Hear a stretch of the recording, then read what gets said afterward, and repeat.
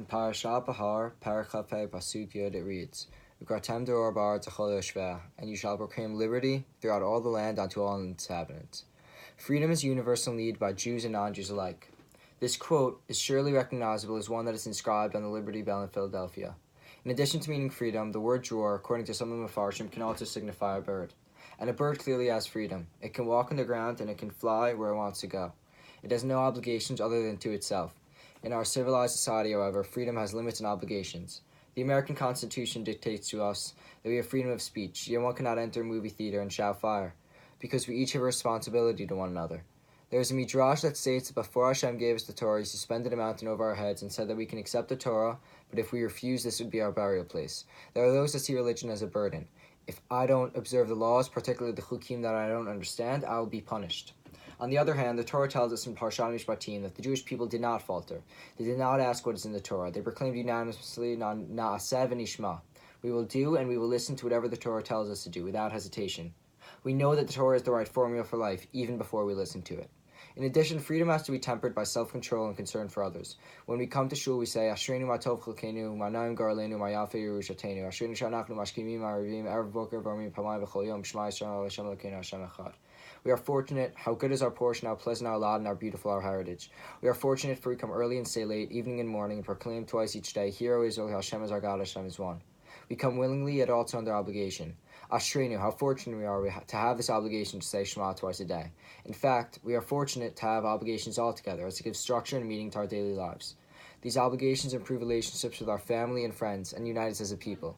We know that a Jew is saying Shema in New York, Boston, Israel, Australia, Japan every day, and it unites us. Sefer Vayikra is complete with laws dealing with korbanot, leprosy, kashrut, certain holidays, as well as ethical laws and obligations ben adam l'chavera. In the second of the two Parshiot, Bechukotai, the majority of the Pesukim are devoted to the Tocha, a series of curses that befall the Jewish people should they transgress. The opening verse of Bechukotai states, "Im Bechukotai tilechu et mitzvotai tishmeru," if you will follow my decrees and observe my commandments. This phrase is somewhat redundant.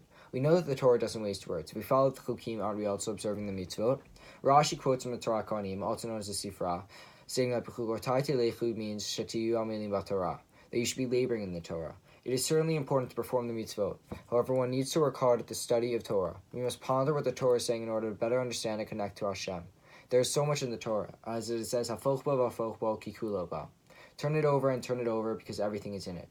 It is interesting that the phrase is "Bechukotai tilechu," if you will go in my statutes.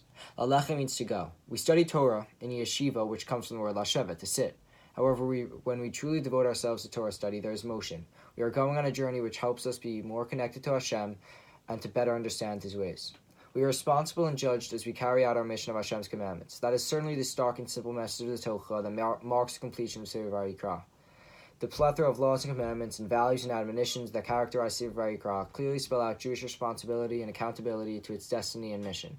But Sefer Vayikra, like all of the other books of the Torah, ends with Chazak Chazak B'ni Chazik. Let us be strong and strengthen others. Despite the gravity of the Tocha, there is hope and promise in the end.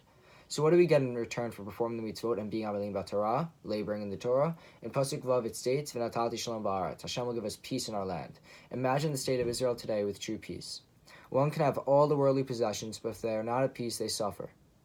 As Rashi states, once again quoting the Sifra, "Shalom shakul keneged hakol." Peace is as weighty as everything else combined.